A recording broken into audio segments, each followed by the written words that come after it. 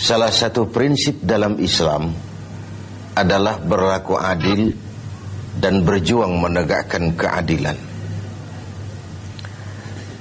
Kepada siapa kita harus berlaku adil? Pertama, kita harus berlaku adil kepada Allah Subhanahu wa ta'ala. Bagaimana cara berlaku adil kepada Allah? Yaitu pertama, jangan menyekutukannya dengan sesuatu pun. Dalam hidup ini ada orang yang sama sekali tidak percaya kepada Tuhan. Sebaliknya ada juga yang percaya tapi Tuhannya kelewat banyak. Yang adil dalam hal ini adalah percaya kepada Tuhan, dan Tuhan itu jangan disekutukan dengan sesuatu pun. Inilah keadilan kepada Allah Subhanahu wa ta'ala. Jangan menyekutukannya dengan sesuatu, baik berterang-terangan ataupun sembunyi-sembunyi. Karena syirik itu ada dua macamnya. Ada yang disebut syirik jali, syirik terang-terangan. Nyata-nyata menyembah batu, nyata-nyata menyembah api, nyata-nyata menyembah gunung, nyata-nyata berkeyakinan Tuhan lebih dari satu. Itu syirik yang berterang-terangan, syirik jali namanya. Ada yang kedua disebut syirik khafi, syirik yang tersembunyi, syirik yang agak tersamar. Tidak nyata-nyata menyembah berhala, tidak langsung menyembah matahari, tidak langsung menyembah gunung, tapi ada sebuah keyakinan yang mencerminkan itu semua. Saya sejak pakai gesper ini, gesper ini sejak saya pakai, dagangan saya jadi laris. Ini syirik yang tersembunyi. Saya sejak pakai cincin ini, usaha lancar, cincin ini.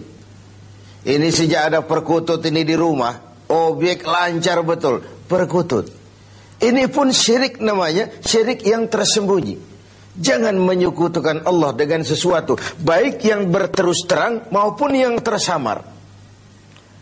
Kemudian yang kedua, adil kepada Allah adalah tidak menyembah kecuali hanya kepadanya.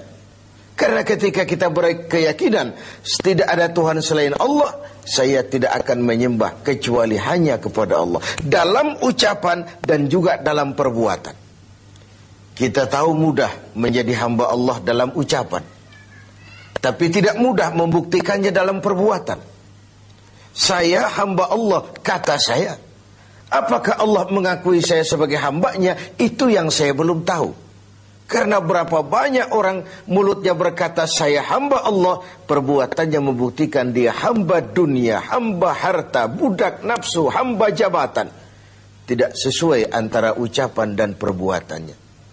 Kalau adillah kita kepada Allah, pertama, jangan sekutukan dia dengan sesuatu. Yang kedua, jangan menyembah kecuali hanya kepadanya. Setelah berlaku adil kepada Allah, maka yang kedua, kita harus berlaku adil kepada sesama. Sesama manusia, baik dia muslim maupun dia non-muslim. Karena Islam adalah rahmatan lil alamin. Jangankan lagi dia manusia walaupun berbeda agama, binatang sekalipun, tumbuh-tumbuhan sekalipun mendapat rahmah dan perlindungan dari sebab turunnya Islam ini. Jadi perbedaan agama bukanlah alasan untuk bertolak belakang. Sedemikian tegas sampai Rasul mengajarkan, man adza zimmiyan faqad adzani. Barang siapa yang mengganggu orang kafir zimmi, orang kafir yang mau hidup damai dengan umat Islam, siapa yang mengganggu mereka sama dengan mengganggu aku. Siapa yang menyakiti mereka sama dengan menyakiti aku. Kita berbeda agama dan kita sepakat untuk itu. Kita juga bukan pemilik kebenaran lalu mengklaim yang lain sebagai salah semua. Sah saja orang berkeyakinan cuma agama yang benar, tapi tidak otomatis dengan seiring itu lalu dia menghina yang lain. Menghina itu sama dengan menghina Rasul. Oleh karenanya, kepada non-muslim kita harus berlaku adil. Kalau mendengar syariat Islam, sementara ini kan kita seperti mendengar suara petir, melihat monster. Yang terbayang itu pancung, gantung, rajam, tanpa kita melihat hukum kausalnya, sebab akibatnya. Padahal watak syariat Islam itu barangkali itulah yang kita dambakan selama ini. Kenapa? Pertama, syariat Islam itu al-musawat bainan nas fi takalifil ahkam. Semua orang sama dalam berhadapan dengan hukum. Bukankah ini masyarakat yang kita dambakan? Bukankah ini masyarakat yang mau kita bangun? Di mana tidak ada warga negara kelas 1, di mana hukum berlaku secara sama, di mana tidak ada warga negara istimewa, di mana hukum tidak berjalan seperti pisau, tajam ke bawah tapi tumpul ke atas. Syariat Islam memandang semua sama di depan hukum. Dan sejarah membuktikan itu. Bagaimana seorang Ali bin Abi Thalib ketika menjadi khalifah, berperkara dengan seorang Nasrani, dan Imam Ali kalah di pengadilan Islam. Seorang khalifah berperkara dengan seorang Nasrani dan kalah di pengadilan Islam. Itulah syariat. Seorang gubernur, Amr bin As, kalah di pengadilan berperkara dengan seorang Yahudi. Ini semua potret bahwa di depan syariat semua orang sama dalam berhadapan dengan hukum. Yang kedua, watak syariat itu at-tadrij fit tashri'. Ada tahapan dalam melaksanakan syariah itu. Ada tahapan. Ada etapa yang harus ditempuh. Kalau tercukupi itu, terlaksanalah syariat. Mula-mula tentang minuman keras, Quran cuma memberikan warning. Minuman keras ada manfaatnya, ada bahayanya, tapi bahayanya lebih besar dari manfaatnya.